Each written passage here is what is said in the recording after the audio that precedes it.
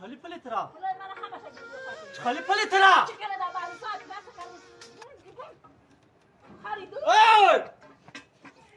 بخدا فکر رو چگی تنم کنو مثلا من ویران کنه حالی من یام نتیگر قطعی کنم یا بریم شروع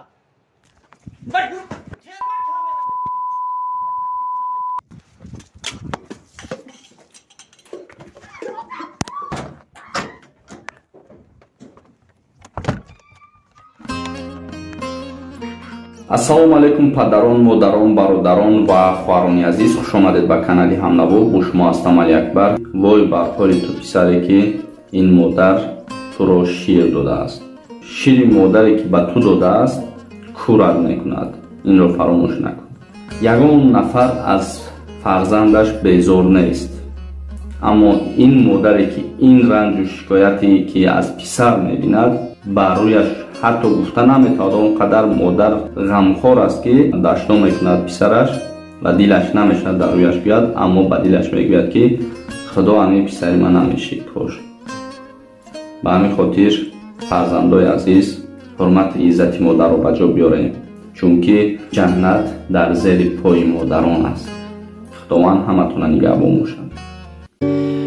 از رفتنی تو آچه علمدار شدم، کجای آچه خوردم غمی بی آچگی بیمار شدم، کجای آچه من بچه هکی بناز پرورده ای تو، من بچه هکی بناز پرورده ای تو، امروز چنان خسته و بیمار شدم، کجای آچه کجای آچه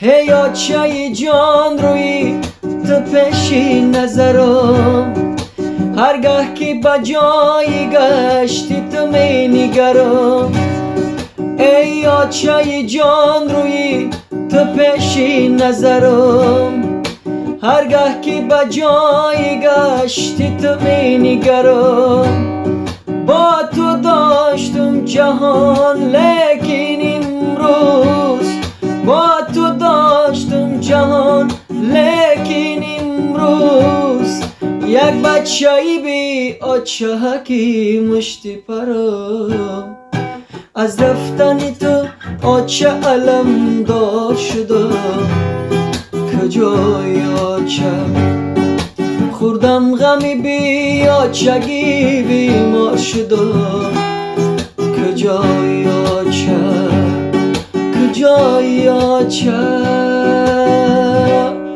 من گریه کنم به سوی درگاه خدا، از باری چی کردی مرا از آچه جدا، نیم اونی خاله نگیره جایش، نیم اونی خاله نگیره جایش، در نامی تو ای آچه کنم جان مفیدا، از رفتنی تو آچه علمدار شدم، کجای آچه خوردم غمی بی آچگی بیمار شدم، کجای آچه کجای آچه.